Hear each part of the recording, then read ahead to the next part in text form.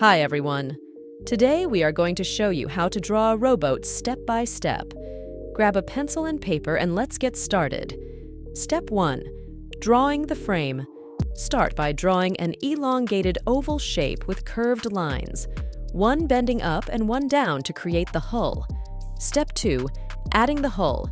Connect a curved line from the bow down to the stern. Step 3. Drawing the seats. Draw a line to show depth and add 3 pairs of parallel lines for seats. Before we continue, take a second to like this video and subscribe to our channel. Details about our products and services are in the description below. Step 4. Decorate the hull. Add 2 curved lines to decorate the hull and make it look like wood. Step 5. Drawing the oar. Draw 2 lines for the shaft and a rectangle for the blade. Step 6. Adding corners. Draw curved lines to finish off the ends of our boat. Step 7. Adding water and waves. Draw wavy lines for water. Add some waves around the boat. Step 8. Color your drawing. Finally, let's color it up.